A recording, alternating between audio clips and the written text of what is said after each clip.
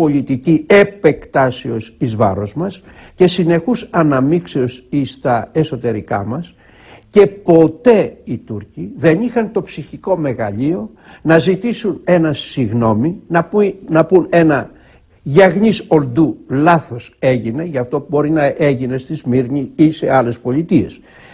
Πάντοτε θέλουν να έχουν τον πρώτο λόγο, χωρίς ποτέ να αναγνωρίσουν, ιστορικά τουλάχιστον, το άδικο το οποίο διέπραξαν εις βάρος όχι μόνο των Ελλήνων, αλλά εις βάρος όλων των λαών της Βαλκανικής.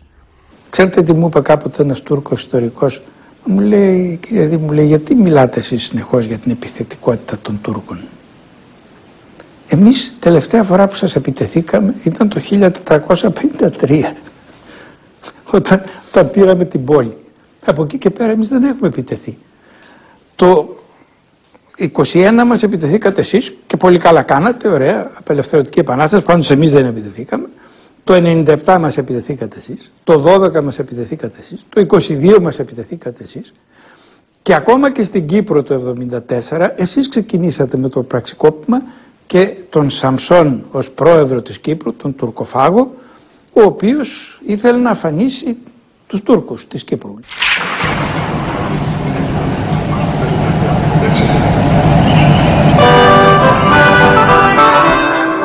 Είναι τελικώς ο πατριωτισμός ένα είδος μακιαβελικής υποστήριξης του εθνικού συμφέροντος, ή γνώση και κατανόηση της ιστορίας? Στην ιστορία του 1821, όπως και στη μετέπειτα βεβαίως, θα δούμε πολλές φορές την αντίληψη πως οι άλλοι έχουν συνεχώς άδικο απέναντι στο εθνικό μας δίκαιο. Το ελληνικό έθνος εμφανίζεται στο στόχαστρο των πάντων που το επιβουλεύονται. Όλοι θέλουν να εξαφανίσουν τους Έλληνες, οι οποίοι συνεχώς όμως επιβιώνουν. Χάρη στην γενναιότητά τους, χάρη στην στρατιωτική τους δύναμη, χάρη στην εξυπνάδα τους, χάρη σε τούτο, χάρη σε εκείνο. Όλοι λένε διάφορα πράγματα. Κανένας δεν λέει την αλήθεια. Εάν δεν παρενέβαιναν οι μεγάλες δυνάμεις, αυτές που βρίζουμε, δεν θα είχε γίνει η απελευθέρωση της Ελλάδος. Διότι όταν ήρθε ο Ιμπραήμ, αφάνισε όλη την Ελληνική Επανάσταση. Δεν υπήρχε πια τίποτα να του αντισταθεί. Η Επανάσταση είχε τελειώσει. Αποφάσισαν οι μεγάλες δυνάμεις, κάτω από την πίεση της κοινής γνώμης, να μας απελευθερώσουν. Έγινε η μάχη, ναυμαχία του Ναβαρίν, κατεστράφη ο τουρκο-αιγυπτιακός στόλος.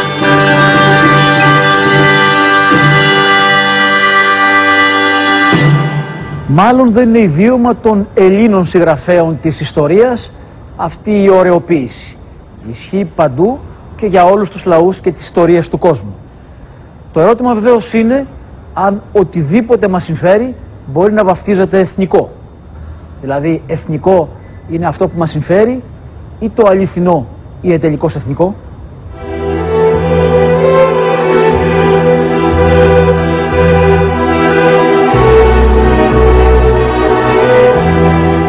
Η μικρασιατική εκστρατεία και καταστροφή μέχρι σήμερα αντιμετωπίζονται με ταμπού και ανακρίβειες. Πατριωτική είναι η πολεμική δράση των Ελλήνων, που βαφτίζεται μάλιστα προαιώνια αρετή. Είναι κοινό μυστικό, αλλά δεν έχει γραφτεί και ως ιστορία, πως η εκστρατεία στα Ιόνια παράλια δεν είχε πάντα τα στοιχεία της αρετής.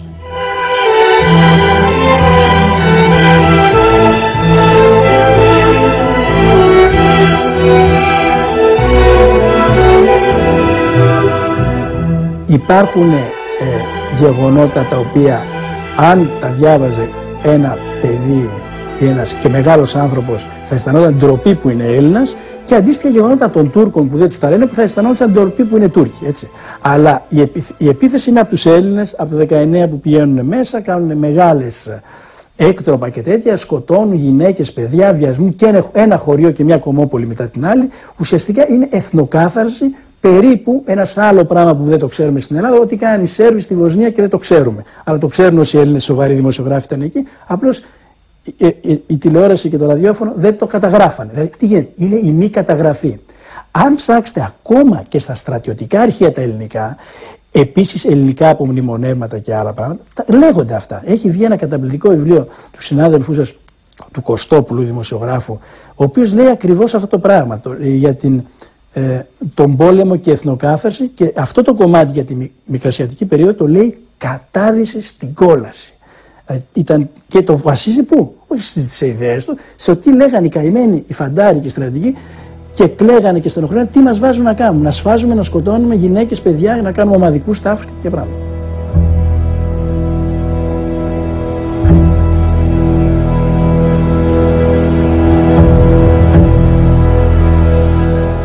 Είναι επιτιθέμενοι. Επιτίθενται Φωτιά και Μπούρμπουλη συνέχεια, μέχρι την Άγκυρα, 100 χιλιόμετρα από την Άγκυρα. Σκοτώνουν, σφάζουν και εκεί που δεν υπάρχουν καν Έλληνες. Ναι, αυτό κάνουν. Είναι η απόλυτη φρίκη, είναι η απόλυτη ντροπή. Ντρέπεσαι να είσαι Έλληνας.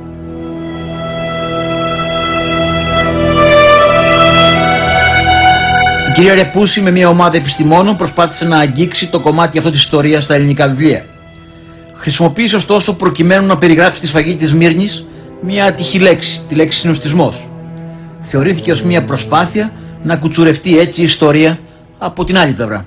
Υπήρξε ένας διάχυτος φόβος στην κοινή γνώμη, ο οποίος προφανώς καλλιεργήθηκε, ότι το βιβλίο ήταν μια απειλή για τον ελληνισμό και την εθνική ταυτότητα, ότι προσπαθούσε να αποδομήσει την ελληνικότητα του έθνους κλπ. Και όλο αυτό πέρασε σε ένα πολύ μεγάλο μέρος της κοινής γνώμης. Και η πολιτική συγκυρία οπωσδήποτε ευνόησε.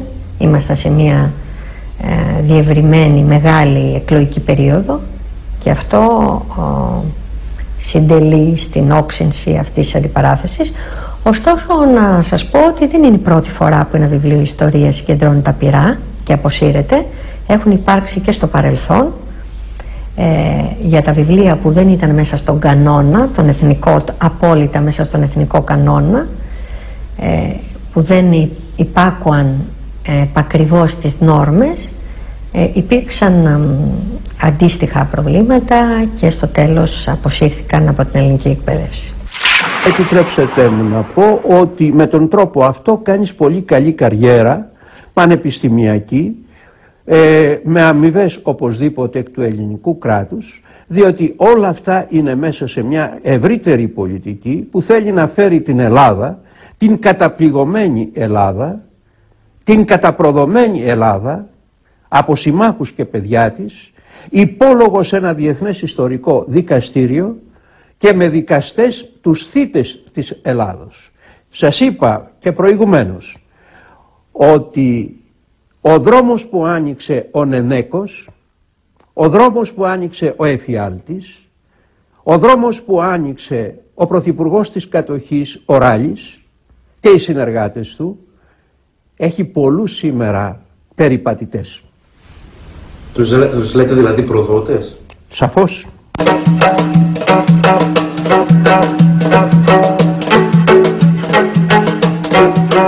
Οι αλυτρωτικές απόψεις, οι ιδέες για την μεγάλη Ελλάδα, οι μύθοι για την κόκκινη μιλιά και τον μαρμαρωμένο βασιλιά, επί δεκαετίες ταυτίστηκαν με τον πατριωτισμό.